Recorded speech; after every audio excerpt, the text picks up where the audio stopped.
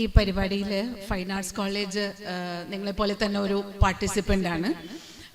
അപ്പോൾ നമ്മൾ ബ്രഹ്മപുത്രൻ ഡോക്ടർ കോളേജിൽ വന്ന് പറഞ്ഞപ്പോൾ വിദ്യാർത്ഥികളുമായിട്ട് ഈ ആശയം ഷെയർ ചെയ്തപ്പോൾ ഞങ്ങളുടെ ക്ലാസ്സിൽ സ്ഥിരം ഇരുന്ന് നമ്മൾ പരസ്പരം ചിന്തിക്കുന്ന കാര്യങ്ങളുടെ ഉള്ളിൽ നിന്ന് തന്നെയാണ് കുട്ടികൾ ചില കാര്യങ്ങൾ റെഡിയാക്കിയത്. ഇവിടെ നമ്മളുടെ കലാചരിത്രം പറയുമ്പോൾ രവിവർമ്മയിൽ തുടങ്ങുക എന്നാണല്ലോ നമ്മുടെ പണി. രവിവർമ്മ എന്താ ചെയ്തത്? മുന്നിൽ കണ്ടതിനെ പകർത്തുക എന്നുള്ള രീതി മാത്രമാണ് രവിവർമ്മ നമുക്ക് കാണിച്ചു തന്നത്. അതുകൊണ്ട് കലയെക്കുറിച്ച് നമ്മൾ ചിന്തിക്കുമ്പോൾ തന്നെ കാണപ്പെടുന്ന ലോകത്തിൻ്റെ ഒരു പകർപ്പ് അന്വേഷിക്കുക എന്നുള്ളൊരു പണി നമുക്ക് ഹാബിച്വലി ഉണ്ട്. എന്ത് കണ്ടാലും അതിൻ്റെ കളർ, അതിൻ്റെ ഫോമാണ് നമ്മളെ ബാധിക്കുന്നത്. കാണുന്ന ഫോം, കാണുന്നതിൽ നിന്ന് കാണാത്ത അർത്ഥങ്ങളിലേക്ക് പോകാനും നമുക്ക് ശീലമുണ്ട്. പക്ഷേ ആത്മവിദ്യ എന്ന് പറയുന്ന ഒരു വിദ്യ എന്താണ് എന്നുള്ളത് നാരായണഗുരു വേറൊരു തലത്തിൽ നിന്നുകൊണ്ട് നമുക്ക് അവതരിപ്പിക്കേണ്ട ഈ പ്രതിഷ്ഠാപനം എന്നുള്ള രണ്ട് തലങ്ങൾ തമ്മിലുള്ള ഡിഫറൻസ് ഇന്ന് നമുക്ക് മനസ്സിലാകുന്നുണ്ട്.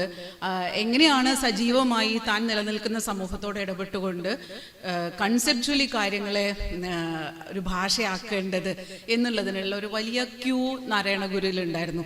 പക്ഷേ ഇത് കലാചരിത്രത്തിൽ എവിടെയും അത് നമ്മുടെ ഭാഗമാക്കാനുള്ള ഒരു ടൂള് നമ്മുടെ കയ്യിലില്ല. ഇത് ക്ലാസ്സിൽ ഞങ്ങൾ ഇടയ്ക്കിടയ്ക്ക് ചർച്ച ചെയ്യാറുള്ളൊരു കാര്യമാണ്.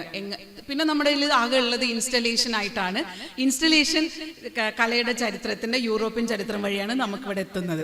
അപ്പം നമ്മുടെ ചരിത്രത്തിൽ നമ്മുടെ സിറ്റുവേഷനിലുള്ള ഒരു ഭാഷ, അത് കലയുടെ ഒരു ഭാഷയായി മനസ്സിലാക്കപ്പെടാതെ ഇവിടെ കിടക്കുന്നുണ്ടല്ലോ എന്നൊരു തോന്നൽ എപ്പോഴൊക്കെയോ പങ്കുവെച്ചതിൽ നിന്നാണ് ഇന്നലെ അർദ്ധരാത്രി ക്ലാസ്സിൽ ഒരു രണ്ടുപേര്, യാസിനും അഭിനന്ദ് ബാലകൃഷ്ണനും കൂടി കണ്ണാടി നമ്മൾ ആലോചിക്കുമ്പോൾ കണ്ണാടി പൊട്ടിയിരിക്കുന്നു. ഇന്ന് ആത്മവിദ്യ ആത്മരതിയായിട്ട് മാറിയിരിക്കുന്നു. അല്ലെങ്കിൽ ആ ആത്മരതിയോ അല്ലെങ്കിൽ മുഴുചിത്രമില്ലായ്മ, ഈ പൊട്ടൽ ഭയങ്കര വിഷമാണ്. നമുക്ക് പെർഫെക്ഷനാണ് ആവശ്യം, എന്നാൽ കിട്ടണമില്ലാതെ. ഈ ഒരു ആത്മാവിലേക്കല്ല, മറിച്ച് സ്വന്തം മുഖത്തിന്റെ സ്വന്തം പ്രതിബിംബത്തിലേക്ക് മാത്രം നോക്കിക്കൊണ്ടിരിക്കുക. നേരത്തെ ഞാൻ പറഞ്ഞ മാതിരി രവിവർമ്മ ഇഫക്റ്റായിട്ട് നമ്മുടെ ഉള്ള ഈ കലയുടെ ഒരു പുറം, ഈ സംഗതി നമ്മളെ ബാധിക്കുന്നു എന്നുള്ളത് വിദ്യാർത്ഥികൾ അവതരിപ്പിച്ചതാണ് ആ കാണുന്നത്. ഇനി അങ്ങനെ വേണമെങ്കിൽ നിങ്ങൾക്ക് ഇതിനെ വ്യാഖ്യാനിക്കാം. നിങ്ങൾ ആ സ്ക്വയറിൽ ഒരു കണ്ണാടി താഴെ വെച്ചിട്ടുണ്ട്. നമ്മളെപ്പോഴും കണ്ണാടി ഇങ്ങനെയല്ലേ നോക്കുക, അല്ലെങ്കിൽ ചുറ്റുപാട് ഇങ്ങനെയല്ലേ നോക്കുക, താഴേക്ക് നോക്കാറില്ല. ഈ താഴേക്ക് നോക്കുന്നത് പലപ്പോഴും നിലത്ത് നോക്കി നടക്കടി എന്നൊക്കെ നമ്മളോട് പണ്ട് പറയാറുണ്ട് അല്ലേ. അതെന്താ വെച്ചാൽ നിലത്ത് നോക്കി നടക്കുക ഒന്നിലോ വീഴാതിരിക്കാൻ, അല്ലെങ്കിൽ വിനയമുള്ളവരാവും എന്ന്. ഇത് രണ്ടും അല്ലാത്തൊരർത്ഥം ഉണ്ട് എന്ന് നമ്മൾ അത് നോക്കുമ്പോൾ മനസ്സിലാവും. ഈ കണ്ണാടി നോക്കിയാൽ നിങ്ങൾക്ക് ആകാശം കിട്ടും.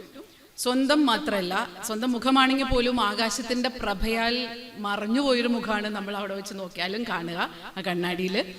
പിന്നെ പലതരം അനുഭവങ്ങളുണ്ട്. നിങ്ങളെല്ലാവരും അതൊന്നും നോക്കണം എന്ന് പറയാൻ മാത്രമാണ് ഞാൻ ഇവിടെ വന്നത്, അതിനെ വ്യാഖ്യാനിക്കാനല്ല. പിന്നെ വരയ്ക്കുക, പരസ്പരം വരയ്ക്കുക എന്നുള്ളതൊരു സ്നേഹമാണ്.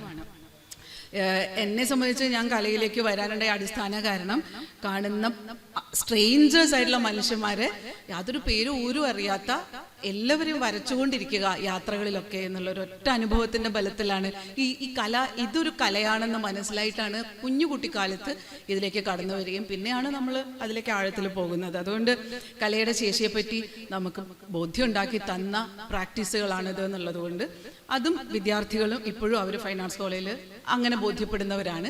അവർ കുറച്ചുപേര് നേരിട്ട് നോക്കി വരയ്ക്കുന്നു, രണ്ടുപേര് ഇവിടെ ഇരുന്നിട്ട് കാരിക്കേച്ചർ വരയ്ക്കും.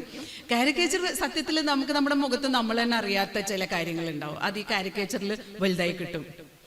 നമ്മുടെ മുഖത്തിനെ കുറിച്ച് നമ്മുടെ ധാരണകൾ പെട്ടെന്ന് നമ്മൾ കാണാത്ത ചില ധാരണകൾ കാരിക്കേച്ചറിസ്റ്റ് കാണിച്ചു തന്നു വരും. സോ അതും ഒരുതരം കണ്ണാടി പിടുത്തം തന്നെയാണ് നമ്മളെ മനസ്സിലാക്കാനായിട്ട് പരസ്പരം. പിന്നെ ഇപ്പോഴത്തുള്ളത് ഫൈൻ ആർട്സ് കോളേജിലെ ചെയർമാനാണ് അദ്ദേഹം. അലീഷ നതാനിയ എന്നാണ് പേര്. We have a transgender chairperson. And അവർ ചെയ്യുന്നത് വെട്ടുതുണി കഷ്ണം വെച്ചിട്ട് കുഞ്ഞു കുഞ്ഞു പീസ് വെച്ചിട്ട് ഒരു സംഗതിയിലേക്ക് അവർ ഇവോൾവ് ചെയ്യാണ്. നമ്മൾ പെയിന്റിങ്ങും മറ്റു കാര്യങ്ങളല്ലേ കണ്ടിട്ടുള്ളൂ അധികം. അപ്പോൾ അവരുടെ പ്രോസസ്സ് അവരങ്ങനെ സൈഡിൽ ചെയ്തുകൊണ്ടിരിക്കുന്നു. കലയ്ക്കൊരു സ്വഭാവമുണ്ട്, അത് ബഹളം ഉണ്ടാക്കില്ല, അത് ഉള്ളിടത്ത് പോയി നമ്മൾ കാണേണ്ടി വരും. പക്ഷേ അതുകൊണ്ട് തന്നെയാണ് ഞാനിപ്പോൾ ഇവിടെ വന്ന് നിന്നത്. ഉള്ളിടത്ത് ഒന്ന് കാണിച്ചു തന്നതാണ്. പോയി കാണാം, സന്തോഷിക്കാം, ആസ്വദിക്കാം. നന്ദി.